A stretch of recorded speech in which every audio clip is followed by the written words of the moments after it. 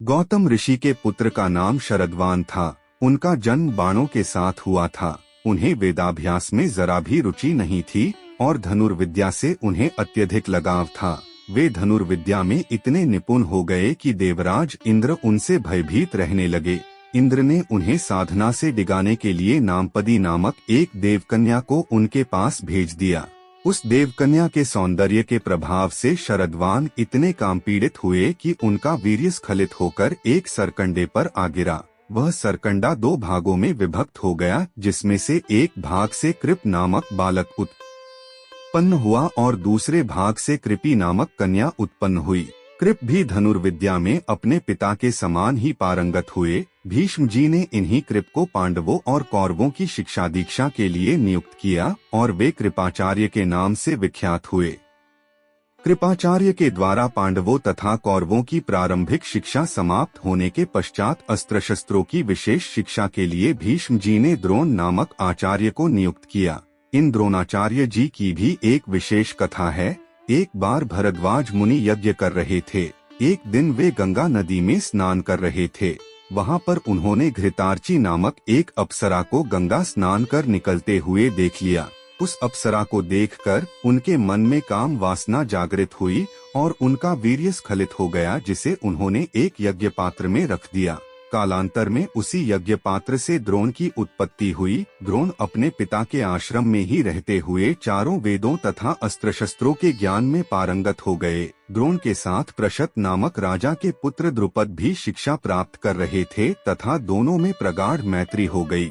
उन्हीं दिनों परशुराम अपनी समस्त संपत्ति को ब्राह्मणों में दान करके महेंद्राचल पर्वत पर तप कर रहे थे। एक बार द्रोण उनके पास पहुँचे और उनसे दान देने का अनुरोध किया। इस पर परशुराम बोले, वत्स, तुम विलंब से आए हो। मैंने तो अपना सब कुछ पहले से ही ब्राह्मणों को दान में दे डाला है। अब मेरे पास केवल अस्त्र शस्त्र ही शेष बचे हैं। तुम चाहो तो उन्हें दान में ले सकते हो। द्रोण यही तो चाहते थे। उन्होंने कहा, हे गुरुदेव, आपके अस्त्र शस्त्र प्राप्त करके मुझे अत्यधिक प्रसन्नता होगी, किंतु आपको मुझे इन अस्त्र शस्त्रों की शिक्षा दीक्षा देनी होगी तथा विधि विधान भी बताना होगा। इस प्रकार परशुराम के शिष्य बनकर द्रोण अस्त्र शस्त्रादि सहित समस्त विद्याओं के अभूतपूर्व ज्ञाता हो गए। शिक्षा प्राप्त करने के पश्चात द्रोण का विवाह कृपाचार्य की बहन कृपी के साथ हो गया। कृपी से उनका एक पुत्र हुआ। उनके उस पुत्र के मुख से जन्म के समय अश्व की ध्वनि निकली, इसलिए उसका नाम अश्वत्थामा रखा गया। किसी प्रकार का राजाश्रय प्राप्त न होने के कारण द्रोण अपनी पत्नी कृपी तथा पुत्र अश्वत्थामा के साथ निर्धनता के साथ रह रहे थे। एक दिन उनका पुत्र अश्वत्थामा दूध पीने के लिए मचल उठा, किंतु अपनी निर्धनता के कारण द्रोण पुत्र के लिए गाय के दूध की व्यवस्था न कर सके।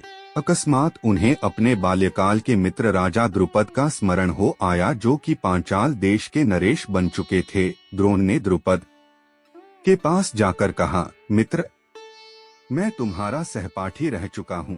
मुझे दूध के लिए एक गाय की आवश्यकता है और तुमसे सहायता प्राप्त करने की अभिलाषा लेकर मैं तुम्हारे पास आया हूँ। इस पर द्रुपद अपनी पुरानी मित्रता को भूलकर तथा स्वयं के नरेश होने के अहंकार के वश में आकर द्रोण पर बिगड़ उठे और कहा, तुम्हें मुझको अपना मित्र बताते हुए लज्जा नहीं आती? मित्रता केवल समान वर्ग के लोगों में होती है। तुम जैसे निर्धन और मुझ जैसे राजा में नहीं। अपमानित होकर द्रोण वहां से लौट आए और कृपाचार्य के घर गुप्त रूप से रहने लगे। एक दिन युधिष्ठिर आदि राजकुमार जब गेंद खेल रहे थे तो उनकी गेंद एक कुएं में जा गिरी। उधर से गुजरते हुए द्रोण से राजकुमारों ने गेंद को कुएं से निकालने लिए सहायता मांगी। द्रोण ने कहा, यदि तुम लोग मेरे तथा मेरे परिवार के लिए भोजन का प्रबंध करो तो मैं तुम्हारा गेंद निकाल दूंगा। युधिष्ठिर बोले, दे।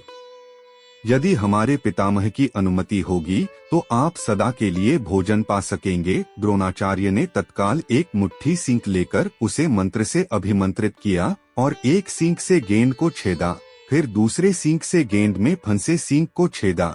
इस प्रकार सींक से सींक को छेदते हुए गेंद को कुएं से निकाल दिया। इस अद्भुत प्रयोग के विषय में तथा द्रोण के समस्त विषयों में प्रकांड पंडित होने के विषय में ज्ञात होने पर भीष्म पितामह ने उन्हें राजकुमारों के उच्च शिक्षा के नियुक्त कर राजाश्रय में ले लिया और वे द्रोणाचार्य के नाम से विख्यात हुए।